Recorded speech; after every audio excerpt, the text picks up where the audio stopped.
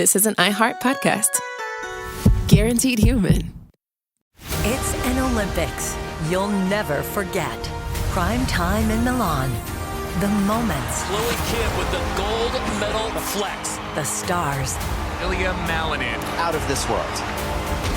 The spectacle from beautiful northern Italy with very special guests every night of the Olympics. Experience the world's biggest show. Prime time in Milan. Tonight, 8/7 Central on NBC and Peacock. The big game commercials are basically must-see TV. This year, Elf Cosmetics went all out with an absurdly funny telenovela called Melissa. It stars Melissa McCarthy, Nicholas Gonzalez, Itati Cantoral, and Elf Glow Reviver Lip Oil. The Elf Glow Reviver Lip Oil is an ultra-glossy tinted lip oil that nourishes, hydrates, and enhances your lips' natural color. Watch the full episode of their new Elf novela on soyunbaño.com. Ever wonder why so many people regain weight after stopping a GLP-1? Up to 40% of the weight lost can come from lean muscle. This weakens the body, slows metabolism, and makes it easier to put the pounds back on, creating a cycle of dependency.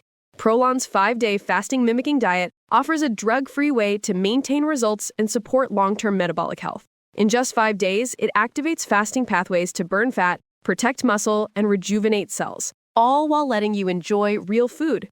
Get 15% off plus a $40 bonus gift when you subscribe at prolonlife.com/iHeart. That's prolonlife.com/iHeart.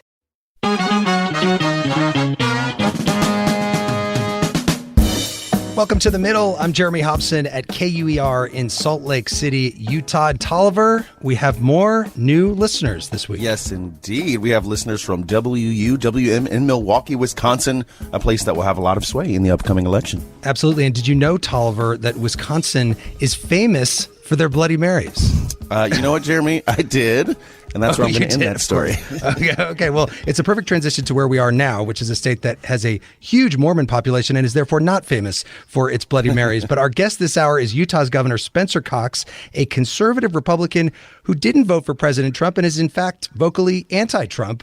We're taking your calls in a moment at 844-4MIDDLE. That is 844-464-3353. Before we get to the governor, last week we asked you if you think it's time to change the way we nominate our presidential candidates. Many of you said yes. Take a listen to some of the voicemails that came in after the show.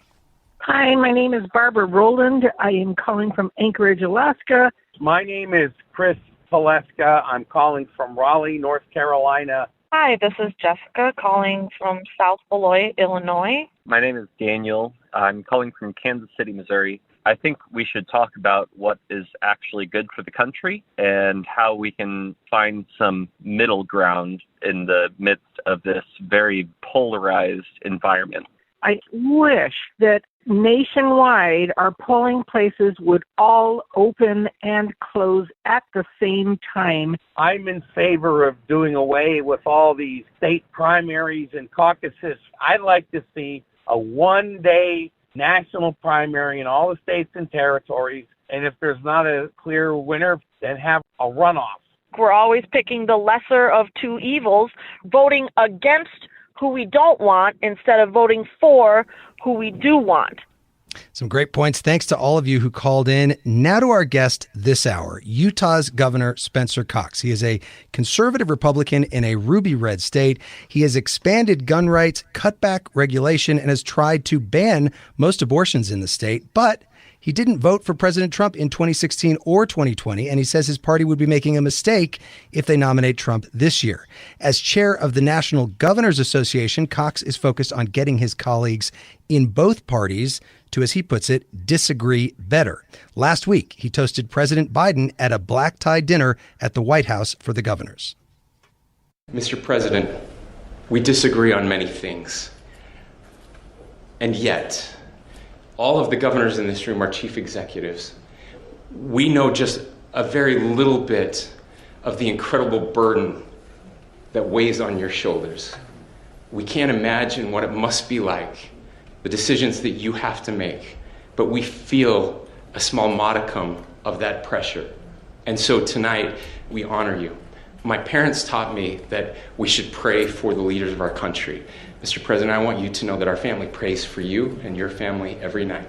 We pray that you will be successful, because if you're successful, that means that the United States of America is successful. Well, joining me here in the studio in Salt Lake City is Spencer Cox, the Republican governor of Utah. Governor, welcome to the middle. Thank you, Jeremy. It's great to be with you. When you just don't hear that often, what you just did there from people in either party talking about somebody from the other party. Yeah, and it'll probably cost me my re-election this year, but here we are. Well, by the way, you said you didn't vote for Trump. You didn't vote for Biden. I did not vote no. for Biden either. Did you face any blowback from your party just in the last week for what you just did at the White House? Sure. So very little blowback. I mean, obviously there's blowback. That's all we do these days. And that's why I'm so dedicated to depolarization. Look, I don't always get this right. I make mistakes all of the time, but I am very concerned about our country and what's happening out there. Some of the callers, I liked some of those voicemails talking about how polarized we are as a nation. Mm-hmm. It used to be normal for two people of different parties to appear on the same stage together. Right. Again, we can disagree without hating each other. That's the country I grew up in. And I think it's the country we need to get back. I do believe that there's an exhausted majority out there. When this was released, I did get blowback. There was a picture that showed me toasting the president. And I did get a lot of blowback from that. But when they actually released the audio, I got positive feedback from a lot of people saying, wow, thank you. I wish we could do more of that. What kind of pressure have you gotten from Trump to fall in line? Because this is what he does with everybody who steps out of line with him. Well, look, I'll get pressure from everyone. We have a process. I agree with your callers, by the way, that the process is broken. Mm-hmm. I would like to see a different process for how we nominate our candidates. I would like to see rotating regional primaries. But look, the Republican Party gets to choose. I don't get to choose our nominee.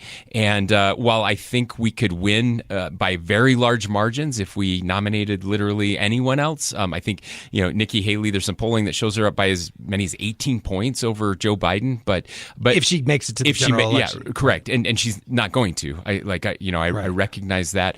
And so my party's going to choose, and they're going to choose Donald Trump. I also think the Democrats are making a huge mistake in renominating President Biden, and because of his age or what? Yeah. Well, because of his age, I disagree with many of his policies. I will tell you, I've also been very vocal that I do think Donald Trump is going to win this next election. I feel pretty confident about that because of the age, because of the border. I think those are the two biggest issues in this election right now, and I think President Biden's on the wrong side of both of those. Do you worry about U.S. democracy if President Trump wins re-election? He said he wants to be a dictator on day one. He said he wants to suspend the Constitution. Yeah, well, I don't think he said I want to be a dictator on day one, but he said some things that were. I mean, he was asked by Sean Hannity. In the range. You said you want to be a dictator. He said only on day one. Well, yeah. Look, he does that. That's his. And I'm very different. I mean, there's a reason that I haven't voted for either major party in 12 years. So yeah, I have major concerns about democracy in our country. Not just when he's president. I have those concerns right now when he's not president. Why?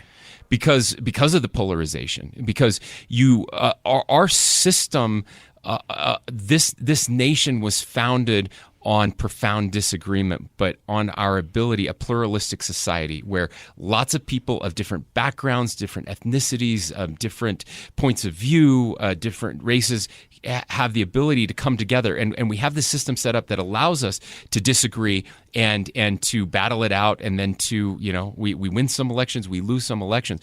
What we're doing now is very different than that. What we're doing now is a type of polarization. And effective polarization, as experts have looked at this, where Republicans and Democrats aren't that far apart. We think we're farther apart. And because we think the other side is going to destroy democracy and willing to do anything to make that happen, then we allow our side to do the same thing. And that's incredibly dangerous. And too many in the media and too many politicians are taking advantage of that. They're dividing us for their own gain. And that's going to lead to a very dark place. Well, it's easy to talk about, politicians being nicer to each other. How do you get that done? Sure. Well, so there's lots of ways to do this. And one way, again, I'm working with my governors to do this, and I've asked them to engage in this. Many of them have. And that's where we're getting groups of people together. For example, we've done this on the border and on immigration. We had 12 governors, 6 Republicans and 6 Democrats. I put them together. We've been talking about this for months. We've been debating it back and forth, and that's healthy conflict. We don't all agree, but then we look for areas where we do agree. And so we need some good examples out there. But ultimately, we the people have to elect people who are willing to do things a little differently. We're going to get to the border. We're going to get to immigration, but let's go to the phones right now. And Mark in Boise, Idaho. Mark, go ahead. Hi. Thanks for the show. 2 questions. Actually, before I get to the questions, I'm kind of like you're one of your people on your show. I've not voted for a main party candidate for 40 years, ever since Jimmy Carter in '76, for many of the same reasons he espoused. My question to you, actually 2 questions. Number 1 is, how viable is a third-party candidate in this election? Number 2, if it is viable, just who are the possible nominees? All right, Mark, let me take that to the governor. Do you think that a third-party candidate would be viable in the United States in this election? Yeah, so there's been a lot of research on this. The last kind of third-party candidate that we had that, I mean, wasn't going to win, but that took a major share of the election was Ross Perot, right, back in the 90s. 92. Yeah, 92, that's exactly right. So I do think that that third-party candidates are going to pull a much larger portion of the vote this year. But I don't see any of the existing third-party candidates right now doing anything that I would consider viable. The big question is, will they pull votes from one candidate or the other, and as such hand the election over to someone else? So RFK Jr. is obviously the most popular, the biggest name. Robert F. Kennedy Jr. having the Kennedy name behind him. He ran a Super Bowl ad that was a little controversial and interesting. And so I do think he'll pull a major portion of the vote. I do think that we are nearing the time when, if you had the right person with the right resources, a big name, somebody who had governed before, so there is a little bit of a background, people know what they're getting, where somebody actually could be viable. Look, about 70, depending on the polling, 70 to 75% of the people in the United States don't want either of these candidates, and so there is a door open. The problem right now is we just don't have the right third-party candidates, and I will tell you, if you're looking for somebody under the age of 70, we have 3 kind of major, I guess, ish third-party candidates. None of them are under the age of 70 either. So it's I don't know. Gen X is going to get skipped over eventually. What do you think is the ideal age for a president? Well, I don't know, but I would say less than that. Less than that. Less than that. Yes, absolutely. Can I tell you a quick story? Let's do it right after the break, just because I want to make sure that we get to some more calls here. And Tolliver, I want to tell you, since we're speaking of age, that Utah is the youngest state in America. Average age 31.9. Maine is the oldest at 44.8. Oh my! And did you know that they still do positive political ads in Utah sometimes? This was actually in the governor's race back in 2020. Then candidate Cox actually did an ad with his Democratic opponent, Chris Peterson. Listen. I'm Chris Peterson. And I'm Spencer Cox. We are currently in the final days of campaigning against each other to be your next governor. And while I think you should vote for me... Yeah, but really you should vote for me. There are some things we both agree on. We can debate issues without degrading each other's character. We can disagree without hating each other. And win or lose in Utah, we work together. So polite here in Utah. Well, you can be polite to us too right now by going to listentothemiddle.com. If you appreciate the work that we are doing here at The Middle, we are trying to raise money as we head into this crucial election this year. And you can make a tax-deductible contribution in any amount. We are a fifth of the way towards our goal. So go to listentothemiddle.com and we will be right back with more of The Middle. It's an Olympics you'll never forget. Prime time in Milan. The moments. Chloe Kim with the gold medal flex. The stars. Ilya Malinin. Out of this world. The spectacle from beautiful northern Italy with very special guests every night of the Olympics. Experience the world's biggest show. Prime time in Milan. Tonight, 8/7 Central on NBC and Peacock. Welcome to the A Building. I'm Hans Charles. I'm Menelik Lumumba. It's 1969. Malcolm X and Martin Luther King Jr. had both been assassinated, and Black America was at a breaking point. Rioting and protests broke out on an unprecedented scale. In Atlanta, Georgia, at Martin's alma mater, Morehouse College, the students had their own protest. It featured 2 prominent figures in Black history, Martin Luther King Sr. and a young student, Samuel L. Jackson. To be in what we really thought was a revolution. I mean, people were dying. 1968, the murder of Dr. King, which traumatized everyone. The FBI had a role in the murder of a Black Panther leader in Chicago. This story is about protest. It echoes in today's world far more than it should, and it will blow your mind. Listen to The A Building on the iHeartRadio app, Apple Podcasts, or wherever you get your podcasts. This is Ryder Strong, and I have a new podcast called The Red Weather. It was many and many a year ago in a kingdom by the sea. In 1995, my neighbor, Anna Trainer, disappeared from a commune. It was hard to wrap your head around. It was nature and trees and praying and drugs. So no, I am not your guru. And back then, I lied to my parents, I lied to police, I lied to everybody. There were years, Ryder, where I could not say your name. I've decided to go back to my hometown in Northern California, interview my friends, family, talk to police, journalists, whomever I can, to try to find out what actually happened. Isn't it a little bit weird that they obsess over hippies in the woods and not the obvious boyfriend? They have had this case for 30 years. I'll teach you sons of to come around here and my wife. Boom, boom. This is The Red Weather. Listen to The Red Weather on the iHeartRadio app, Apple Podcasts, or wherever you get your podcasts. This is The Middle. I'm Jeremy Hobson. If you're just tuning in, The Middle is a national call-in show. We're focused on elevating voices from the middle, geographically, politically, and philosophically, or maybe you just want to meet in the middle. This hour, my guest is Utah Governor Spencer Cox. We're talking about a range of topics. What questions do you have for the governor? Yes, give us a call at 8444-MIDDLE. That's 844-464-3353. You can also write to us at listentothemiddle.com. Sorry, go ahead, Tolliver. Yes, you can write to us at listentothemiddle.com. Governor, before we go back to the phones, let's talk about immigration. Would you like to see Congress pass the bill that was passed on a bipartisan basis in the Senate, but was sidelined in the House after Donald Trump told Republicans not to support it because he didn't want to give President Biden a win in election year? So to be clear, there was a bill that was not passed in the Senate. It didn't get a vote in the Senate. That was the one that Donald Trump opposed. There was another bill, a funding bill, that was passed later that has not gotten a hearing in the House yet. I had lots of problems with the first one. The second one is a funding bill only, and yes, I would like to see funding passed. Congress has to do something, and they're not. They've kicked the can down on. What about the bill though that you were talking about? The first one that was James Lankford, the Republican from Oklahoma, had been working on for a very long time on a bipartisan basis. It was seen as a very tough immigration bill, Agreed. kind of almost everything Republicans wanted. Yeah, well, not everything Republicans wanted, or would have passed with Republican support, and I think that was part of the problem. The problem there was that bill was negotiated with a very small group of people without the input of his colleagues, and that's again the Congress is broken right now. That's not how we do things in Utah. Tomorrow's the last day of the legislative session. We've been negotiating. Everybody gets a chance to weigh in on those pieces of legislation. It didn't happen. Didn't even get a vote. Again, I think it's a mistake. I think more has to be done. I had problems with that bill, but let's start somewhere. Okay, so let's get outside of the Washington bubble. What would you like to see done on immigration? Yeah, so obviously we need more funding for the border. I've talked to the president about that. We know we need to do that. We need a president who's actually willing to enforce existing law on the border, which hasn't been happening over the past couple of years.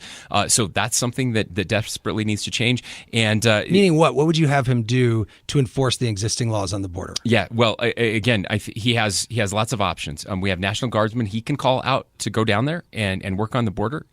We've done that before under both the Trump and Biden administration. He could do that. There's more that can be done. We have to make some changes when it comes to asylum laws. Now, there is an argument, and I had this argument with the president, that he could start enforcing those asylum laws differently at the border. His attorneys are telling him that he can't do that, so that's a piece of discussion. But the Congress, if he's not willing to do it, then Congress needs to make a change there. What about the people who are already here illegally? Sure. Well, we need to fix legal immigration, and there's lots of debate over what that looks like. Certainly, we've got to stop incentivizing people from coming here. I think there's historically been broad consensus over Dreamers and DACA. So again, we just have to start. But what somewhere. about everybody else? I mean, Nikki Haley and Donald Trump have called for deporting everybody who's in the country illegally. Millions and millions of people. It's not going to happen. Not going to happen. Not going to happen. There's no way that's going to happen. So what do you do? So we've got to be smart about it. So you start working. We actually passed a comprehensive immigration reform in Utah about 11 or 12 years ago. We were the first state to do it. We passed it. And then, sadly, President Obama wouldn't let us implement it. And then President Trump wouldn't let us implement it. And what we did in Utah, I think, was very fascinating. What we did was everybody had to come out of the shadows. They had to register with the state. They had to pay a fine. That they did not get citizenship, but they could get a work permit for after they paid that fine. So they would get a work permit that would then allow them to work, which most of them were already doing, but doing it illegally. They would start paying taxes. If anything happened, they would get deported. If any laws were broken, they would immediately get deported. And then they would have to get in line just like everybody else. But they would go to the back of the line. If they were deported after having broken the law. Again, if they broke the law and were deported, then they left. But for the people who were here and not breaking any other laws, except, of course, being here illegally, right? Then they would have to go to the back of the line when it comes to working through and trying to get legal immigration status. Let's go to the phones because we've got a lot of calls. I want to keep it G-rated now, please, callers. Jenna is in Provo, Utah, not far away. Jenna, welcome to the middle. Go ahead with the governor. I'm wondering, you've stated your support for the state of Israel and for Jewish Utahns. I'm glad to know that you support Jewish Utahns, but now that more than 10,000 children and thousands of other innocent civilians, refugees, have been deliberately killed using U.S. weapons and all of our taxes, will you retract your support for the Israeli government or state your support for Palestinian Utahns or for Americans with family members dying and dead in Gaza? Go ahead, Governor. Thank you. Thanks for the call. Of course, I care deeply about Palestinian Utahns who are living here, and we have many incredible Palestinian Utahns that are here, and our hearts are broken for what's happening in Gaza and the terrible tragedies that have happened because of Hamas. No, I will not retract my support for Israel. I do support Israel, and this could end tomorrow. All Hamas has to do is surrender, and the war is over. And so I would encourage them to do that. Hamas rejected a ceasefire that President Biden was working on this week, and I think that was a huge mistake on behalf of Hamas. And that's not to say that Israel hasn't made mistakes, but I believe that Hamas has the power to end this. A lot of Democrats, as we just saw in Michigan, are very angry at President Biden for his handling of this, even though he has said that Israel's reaction has been, quote, over the top. How do you feel about President Biden's handling of the situation in Israel, Gaza? Well, again, we probably have some differences, but I do appreciate that the president has been supportive of Israel after October 7th and the attack that happened there. And I think that shows the extremism in our country. We've talked a lot about extremism on the right, but there is extremism on the left, and I think you're seeing it in that case as well. Let's go to Rebecca, who is in Minnesota. Rebecca, go ahead. Welcome to the middle. Yes, I just had to say that it's truly refreshing to hear the speech by the governor that could speak with decency in a respectful manner, recognizing and acknowledging the good things that President Biden has done and not feeling like he has to attack him like it so often happens. And this type of speech just makes me feel so much more like we can work together when somebody is able to make a speech like that. And I just feel like the loss of decorum in our government is just incredible. And I wish we could demand a more respectful attitude and not let people get away with attacking. So that's basically what I wanted to say. Thank you, Rebecca. Thank you for that. I'm sure the governors thank you. Thank you. Look, I promised 4 years ago that I would run a positive campaign, that I wouldn't run any negative ads against my opponents in the Republican primary or my Democratic opponent, and we were able to keep that promise. One of the few races in the country where that happened, and I've made the same. I made the same promise again this year as I'm up for re-election, that I will run a positive campaign and not a negative campaign, and it's pretty rare these days, but I'm hoping that it will catch on. So I want to ask you this, because I've been speaking with many Utahns since I have been here in Salt Lake City, some of whom voted for you.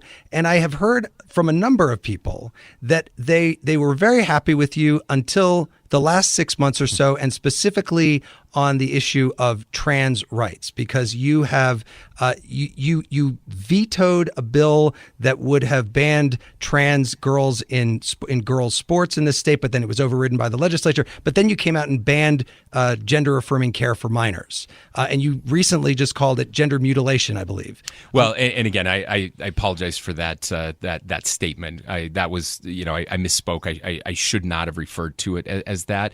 But look, we've worked very closely with the transgender community here, and there are differences of opinion on this very subject. And I was overridden in that veto early on, and these other bills that you talked about passed with a veto-proof majority as well.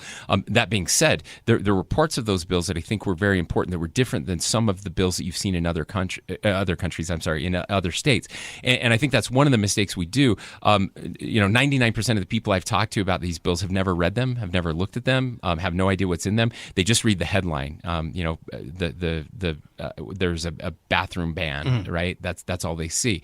Not realizing that one of the things we did in that bill was to require, and these are just in public facilities, it only applies to public facilities, that there are unisex bathrooms. And so every new facility will be built with unisex bathrooms, and existing facilities will need to be retrofitted to accommodate people so that we don't have these clashes and these issues. We're trying to protect women as well who felt uncomfortable, and so that's what we're trying to do. But then why ban gender affirming care for minors the minors themselves obviously have decided they want to do it.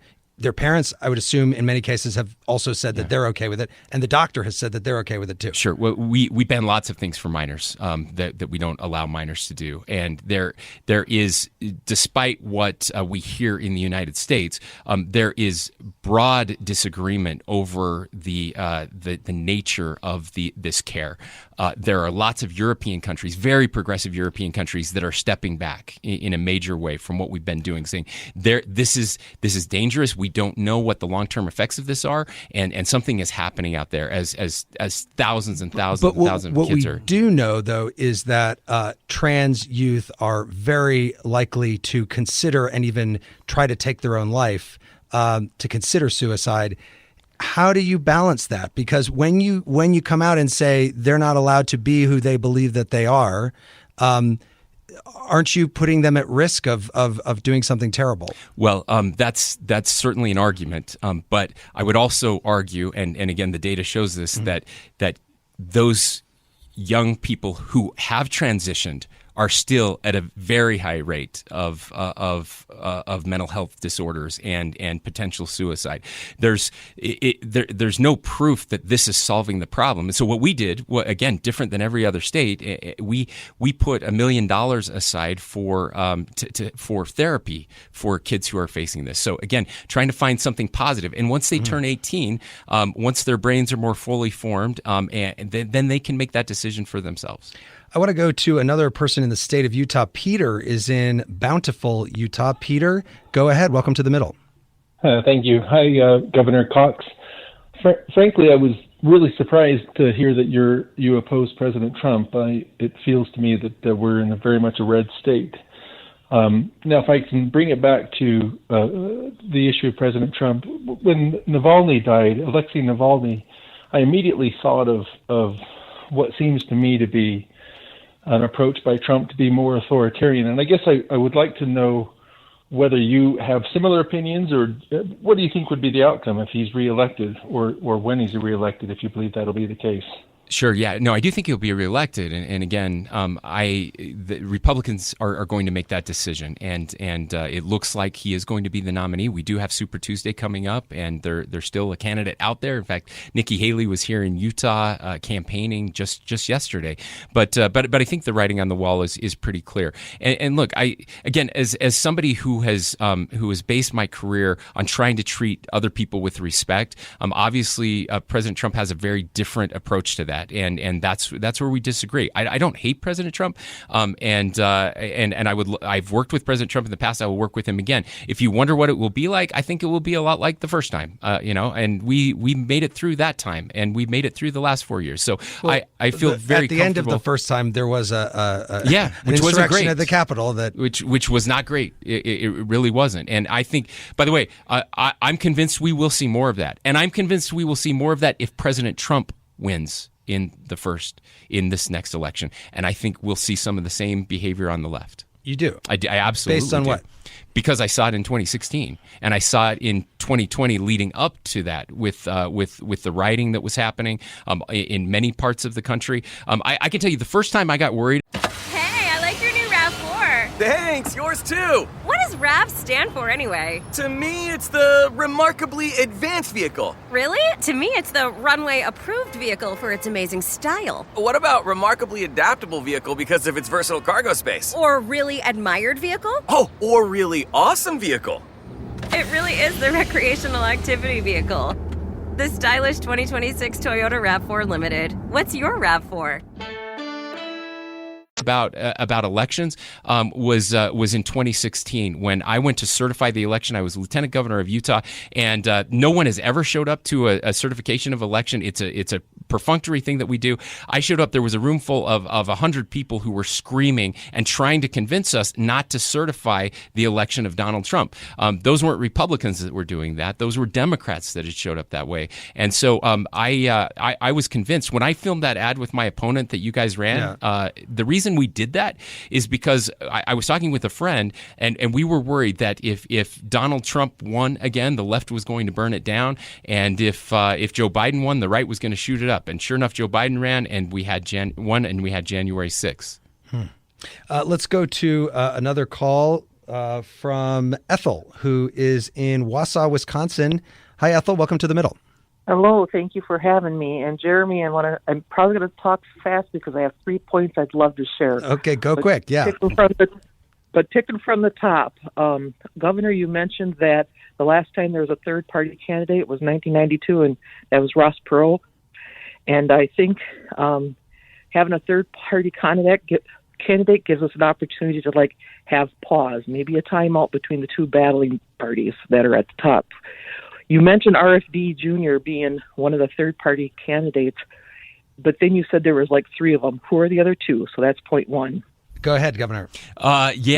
So you're catching me. I'm trying to think. Jill Stein is one of the Cornel other West ones, and Jill Cornel Stein, West is the other one. Yeah. Yep. I think we're going to have to leave it at just 1 point, Ethel. I'm sorry to say, because Tolliver, we're live here in Salt Lake City, and even though, as we've been saying, the state of Utah skews largely Republican, there are still some stark differences of opinion within the party here. Yes, absolutely. Actually, both Utah Senators Mitt Romney and Mike Lee are Republicans, but they differ quite a bit on the former president. Take a listen. Here's what I know. Donald Trump is a phony, a fraud. He has neither the temperament nor the judgment to be president. The American people need a return of Donald Trump. They need the return of someone who is willing to secure our border, who is willing to look out for American interests, not those of our adversaries, not those of foreign countries. Governor Cox, how do you explain that Utah has elected both Mitt Romney and Mike Lee, 2 people with very different approaches to politics? Sure. Look, this is... Let me just say more broadly. This is one of the problems. We've just spent 40 minutes mostly talking about one person, right? Donald Trump. And I'm just that those 2 people, Mitt Romney and Mike Lee, really aren't that different. If you look at their voting records, they're very similar. In fact, Mitt Romney voted with Donald Trump more than Mike Lee did. That's a shock to most people. And so we've become so obsessed with this. And I believe this is one of the problems in our country today, is that the presidency has an outsized influence on all of us. And that's something that started, early, maybe back in the 70s, 60s and 70s with the imperial presidency and the rise of the importance of the presidency and the power that they have, where Congress has ceded so much of their power because they're dysfunctional over to the president. But I just want to say, like, I don't believe that this is the end of our country, regardless of who wins. And the fact that so many people believe that heightens the stakes and then makes us do crazy things like January 6th. Why do you think so many people believe that? Well, because if you don't think it's true, why do you think so many people believe that? I don't think it should be true. I'm not saying it's not true. It's a perception thing, and part of that is because politics has become entertainment for so many of us, and politics has become religion for so many of us. It's very unhealthy. I didn't know who the Republicans and Democrats were in my small town. I grew up in a town, 1,200 people. My congregation, I didn't know who they were. That was the last thing. We knew who. We were Americans first. We were Utahns second. We were Utah Jazz fans third, who lost tonight. But we were Republicans and Democrats way down the list, and we should get back to that. We are speaking with Utah Governor Spencer Cox. More of your calls coming up on The Middle. It's an Olympics you'll never forget. Prime time in Milan. The moments. Chloe Kim with the gold medal flex. The stars. Ilya Malinin. Out of this world. The spectacle from beautiful northern Italy with very special guests every night of the Olympics. Experience the world's biggest show. Prime time in Milan, tonight 8/7 Central on NBC and Peacock. Welcome to the A Building. I'm Hans Charles. I'm Menelik Lumumba. It's 1969. Malcolm X and Martin Luther King Jr. had both been assassinated, and Black America was at a breaking point. Rioting and protests broke out on an unprecedented scale. In Atlanta, Georgia, at Martin's alma mater, Morehouse College, the students had their own protest. It featured two prominent figures in Black history, Martin Luther King Sr. and a young student, Samuel L. Jackson. To be in what we really thought was a revolution. I mean, people were dying. 1968, the murder of Dr. King, which traumatized everyone. The FBI had a role in the murder of a Black Panther leader in Chicago. This story is about protest. It echoes in today's world far more than it should, and it will blow your mind. Listen to the A Building on the iHeartRadio app, Apple Podcasts, or wherever you get your podcasts. This is Ryder Strong, and I have a new podcast called The Red Weather.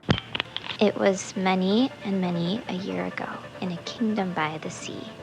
In 1995, my neighbor, Anna Trainer, disappeared from a commune. It was hard to wrap your head around. It was nature and trees and praying and drugs. So no, I am not your guru. And back then, I lied to my parents, I lied to police, I lied to everybody. There were years, Ryder, where I could not say your name. I've decided to go back to my hometown in Northern California, interview my friends, family, talk to police, journalists, whomever I can, to try to find out what actually happened. Isn't it a little bit weird that they obsess over hippies in the woods and not the obvious boyfriend? They have had this case for 30 years. I'll teach you sons of bitches, come round here with my wife. Boom, boom. This is The Red Weather. Listen to The Red Weather on the iHeartRadio app, Apple Podcasts, or wherever you get your podcasts.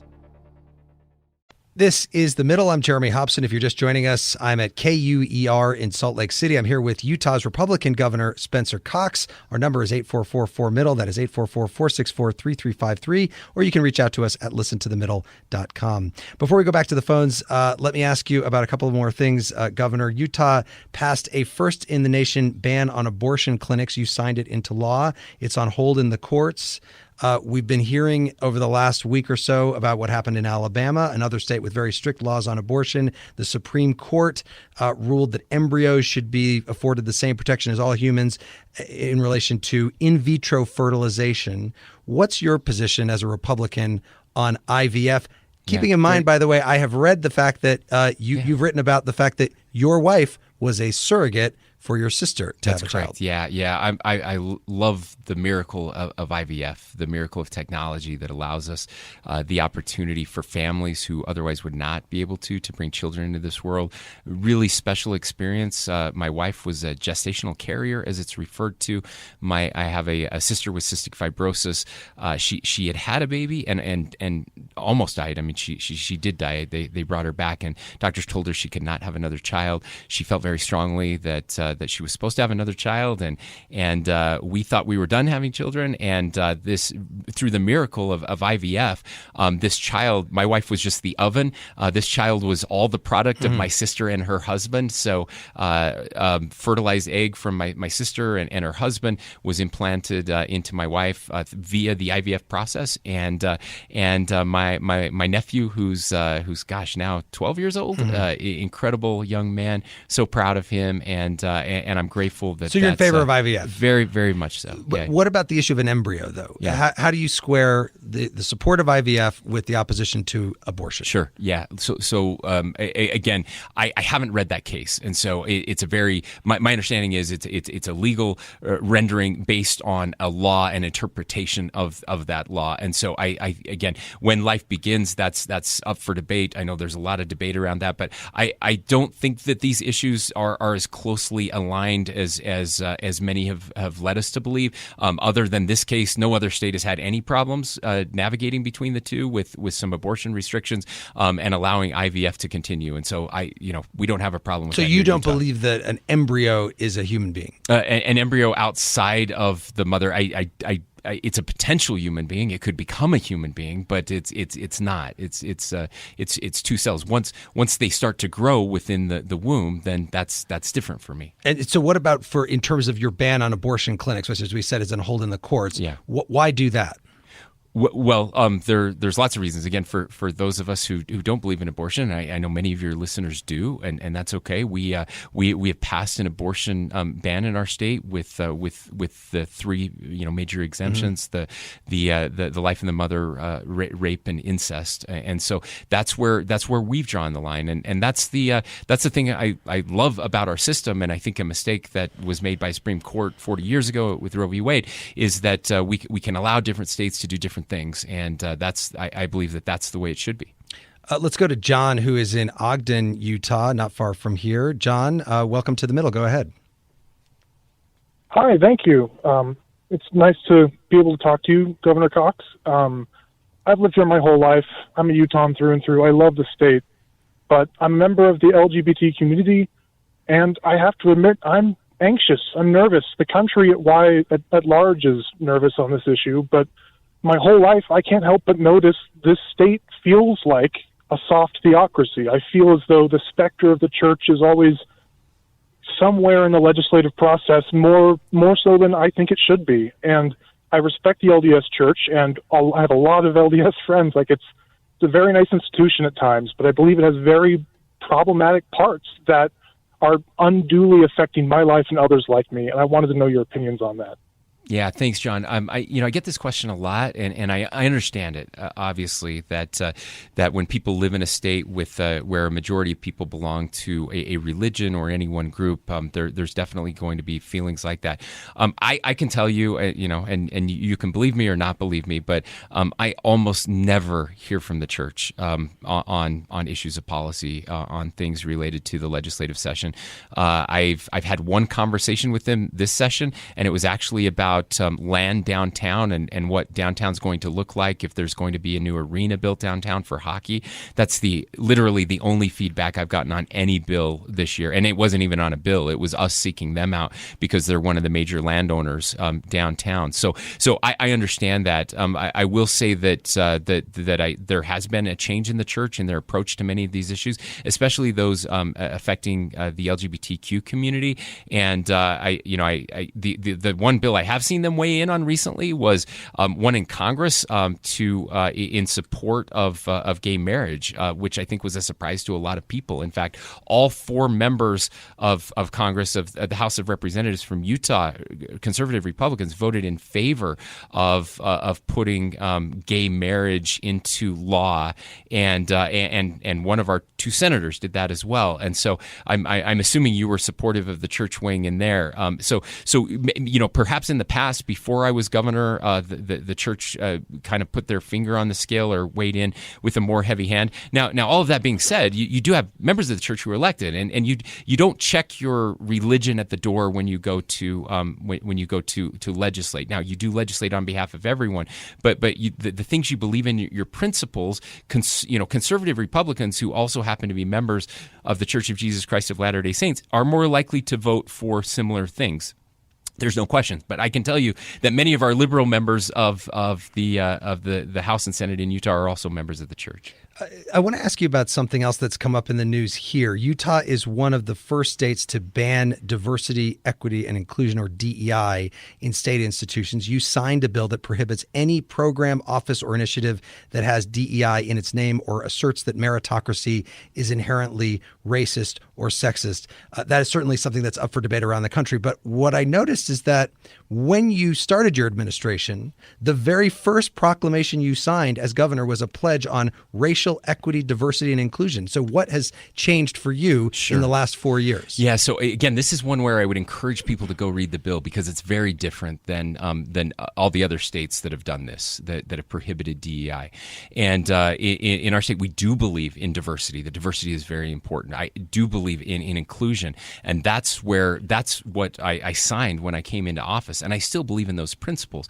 Sadly, that's not what's happening, especially on college campuses. And that's where this was mainly pointed, was towards our college campuses, where we're requiring professors and others who we're hiring to submit a written statement, almost a pledge towards an ideology, which is different than the words. And this is where we're talking past each other. I don't have time tonight to answer all of that, but what I will say is I wrote 5,000 words on diversity, equity, inclusion, and why I signed that bill, and I hope you'll all Google it and go read them. You do like to write big pieces about what you think. Because look, as we need more of this, you guys. We've gotten so dumb as Americans, where we only talk in sound bites on cable news and in 280 characters. These are very deep and philosophical discussions that we need to be having, and very, very few politicians are actually willing to do the work and share why they believe what they believe and why they did what they did. I think there are more adults out there who are willing to read 4,000 or 5,000 words on why somebody did something like that. Let's get to Alex, who's calling from Walpole, Massachusetts. Alex, welcome to the middle. Go ahead with the governor. Hello. Thank you for taking my call. I am originally from Utah, spent many years there, still have family, and we are all concerned about the environment, and particularly the Great Salt Lake and its trajectory, which is not good. Of course, it depends on the moisture or the precipitation that occurs there. But yeah, we are watching the water table being used by industry. Often people who have already kind of outsized influence in terms of the level of their ability to be listened to or to be heard. Alex, I was just wondering about... Yeah, let's take that to the governor. Let me ask about the Great Salt Lake. This is a big issue. It is. In terms of climate change, in terms of industry siphoning the water off and in different places, and also in terms of a railroad from the Union Pacific that crosses the lake and stops it from flowing from one side to the other. Yeah, so the issue is not the railroad. There's very little debate or issue around the railroad. We have the ability to raise and lower that, and it's actually helped us in some ways to preserve the salinity of the lake in the right places. But Alex, great question, and you're absolutely right. This is one where I can tell you that really good things are happening. So over the past 2 years, we've changed about 24 laws in Utah, new laws, changed some old laws. We've moved away from what almost every state in the West had this use it or lose it, not mentality, but actually legal structure that incentivized the wrong behaviors. We've changed that. We have a new commissioner of the Great Salt Lake for the first time, someone who oversees all of the agencies and entities that impact the lake. We've passed over $1 billion in water conservation funding. You talk about industry. Industry is actually not the biggest user of the water. It's agriculture, and I'm a farmer. Agriculture is very important to our state. Some would call agriculture industry. Sure. and that's fair. But I don't think most people, when they hear industry, most people, their minds don't go to agriculture. It goes to large corporations, not mom and pop farmers who are just trying to get by. And so look, we've passed over $200 million in agriculture optimization funding to help our farmers utilize new technology, which uses much less water. The lake went up 5 feet last year, the greatest rise in decades, one of the biggest rises in our state's history. The water table is really good again. Our reservoirs are at 82% right now, 30% above where they were just a year ago, which means more of the water. We're at about 115% of normal right now. So all of that snowpack is going to go in the Great Salt Lake. I have never been more confident about the future of the Great Salt Lake than I am right now. Let's go to Matt, who is in Farmington, Utah. Matt, go ahead. Welcome to the middle. Go ahead with the governor. Hi, thanks for taking my call. I wanted to ask the governor what his personal thoughts are on gerrymandering, and if the majority of your constituents voted for independent redistricting, do you think that vote should be honored? Good question, Matt. Governor? Yeah, so thank you, Matt. Obviously, this is another very controversial topic, and in our state constitution, it says specifically that the legislature gets to draw the lines. The only way to change that is to actually change the constitution. Now, there was a vote of the people to set up an independent redistricting commission, and all they were allowed to do is to make recommendations, again, under the law and the Constitution. Now, I have no problem with that whatsoever. I think that's great. If we want to change the Constitution, we need to change the Constitution because that's the legal structure. And so when the legislature submitted those maps, which they did with a veto-proof majority, I signed that bill because, again, just following the Constitution, it's up to them to do that. I do have concerns about gerrymandering. I absolutely do. But I have more concerns about following the Constitution, and that's what I did. So if we can change the Constitution to implement a different way of doing that, I would support it. Let's go to Murray in rural western Minnesota. Hi, Murray. Go ahead. Hi, how are you this evening? Doing couple great. Comments real quick, and I'd like your perspective. I think another Trump term would be an absolute disaster for America because his history of business dealings and the treatment of other people is very poor at best. And he seems to be more interested in ruling than governing and working together with others. You seem to be a person that wants to do more of governing and helping rather than ruling over. And a perfect example is the Project 2025 that seems to fit with his statements of grievance and retribution, which our country does not need, especially at this time. So I guess I'd like your opinion. Thanks, Murray. Yeah, go ahead, Governor. Sure. Yeah, I think he doesn't want to talk about Trump. I just think 4 more years of Biden will also be a disaster. And so, I think it's time for new leadership. I wish we had new leadership. 70 to 75% of Americans don't want either of these candidates, and yet here we are. And so, again, I believe that we're very resilient as Americans. I believe that in states, that's where the innovation is happening. That's where policy work is happening because it's not happening in Congress, and I'm grateful to have amazing governors out there that are doing this work, and we'll get through these next 4 years. We're getting some comments in online. Brian in Saratoga Springs, Utah says, I appreciate Governor Cox admitting that he doesn't always get it right when disagreeing. One of those gaffes was to use the word evil to escalate discussion of DEI. How would he change that handling of the situation? Yeah, he's right. He's absolutely right, and I appreciate that. I don't follow the political playbook kind of 101. When I screw up, I admit it, and that was one where I admitted it. And what I said there was that forcing people to submit a statement of a political ideology that they may not agree with is borderline evil. I should not have used those words. My whole campaign, my whole Disagree Better campaign and initiative is about trying to not vilify people. And while I wasn't referring to people, I was referring to an idea, and I wished I had done better on that. I do think that there are very good people who believe in this ideology. I just think it's a mistake, and so that's where we have the disagreement. I want to just ask you one more thing before Tolliver has a couple of fun questions for you, and that is, you're a governor of a state that is 77% white. How do you think about the rights of minorities in your role as a governor, whether they are people of color, LGBTQ, Native Americans, or frankly, in this state, Democrats? Sure. I think we should do everything possible to protect and respect those rights. And that's, if you go and read this DEI bill as it's referred to, I think you'll be really surprised. What it basically says is government can't discriminate on the basis of race. And so that's what we're trying to do. And yet I said diversity is very important to our state. So what we've done is to reach out to communities. We want to hire the very best people. And sometimes those best people don't know where to apply. We've also been working on education, and that's where it starts. It's making sure everybody starts from a level playing field. Tolliver, the floor is yours with the governor. Tolliver, am I going to get in trouble here? You're in so much trouble. I know. I'm so worried about this. I'm going to ask you about some of your favorite things in Utah. You ready? Yes. Okay. Favorite national park in Utah? Go. My favorite national park in Utah is Bryce Canyon. Okay. Love it. Favorite ski mountain in Utah? Ooh, we're a Sundance family. Mm-hmm.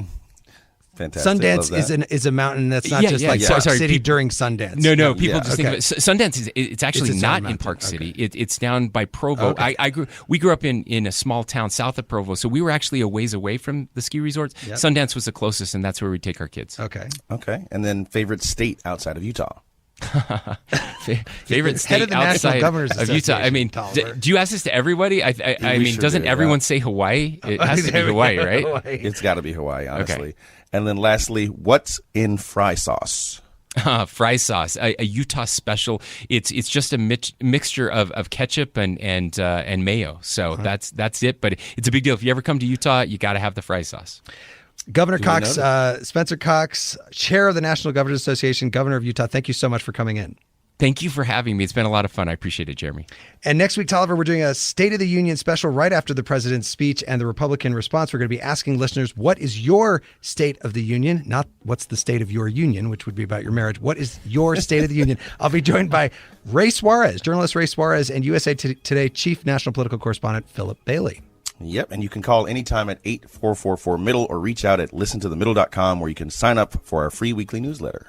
The Middle is brought to you by Long Nook Media, distributed by Illinois Public Media in Urbana, Illinois, and produced by Joanne Jennings, Harrison Patino, John Barth, and Danny Alexander. Our technical director is Jason Croft. Our theme music was composed by Andrew Haig. Special thanks to KUER for hosting us, including Christy Miners, Maria O'Mara, Kenzie Walden, Eleanor Gomberg, Elaine Clark, David Childs, Delaney Plant, Jim Hill, Janae Payne, Drew Rain, and Caroline Ballard. Like 10 times the size of the Middle staff. So thank you to all of them. Thanks to Nashville Public Radio, iHeartMedia, and the more than 400 public radio stations making it possible for people across the country to listen to The Middle. I'm Jeremy Hobson.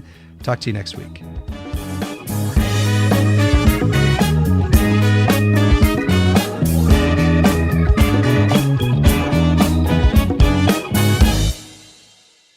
Over the last couple years, didn't we learn that the folding chair was invented by Black people because of what happened in Alabama? The Montgomery Brawl. This Black History Month, the podcast Selective Ignorance with Mandy B unpacks Black history and culture with comedy, clarity, and conversations that shake the status quo. The Crown Act in New York was signed in July of 2019, and that is a bill that was passed to prohibit discrimination based on hairstyles associated with race. To hear this and more, listen to Selective Ignorance with Mandy B from the Black Effect Podcast Network on the iHeartRadio app, Apple Podcasts, or wherever you get your podcasts. 1969, Malcolm and Martin are gone. America is in crisis. And at Morehouse College, the students make their move. These students, including a young Samuel L. Jackson, locked up the members of the Board of Trustees, including Martin Luther King Sr. It's the true story of protest and rebellion in Black American history that you'll never forget. I'm Hans Charles. I'm Menelik Lumumba. Listen to The A Building on the iHeartRadio app, Apple Podcasts, or wherever you get your podcasts. When segregation was a law, one mysterious Black club owner, Charlie Fitzgerald, had his own rules. Segregation in the day, integration at night. It was like stepping on another world. Was he a businessman, a criminal, a hero? Charlie was an example of power. They had to crush him. Charlie's Place, from Atlas Obscura and Visit Myrtle Beach. Listen to Charlie's Place on the iHeartRadio app, Apple Podcasts, or wherever you get your podcasts. Saturday, May 2nd, country's biggest stars will be in Austin, Texas at our 2026 iHeart Country Festival presented by Capital One. Tickets are on sale now. Get yours before they sell out at Ticketmaster.com. That's Ticketmaster.com. This is an iHeart podcast. Guaranteed Human.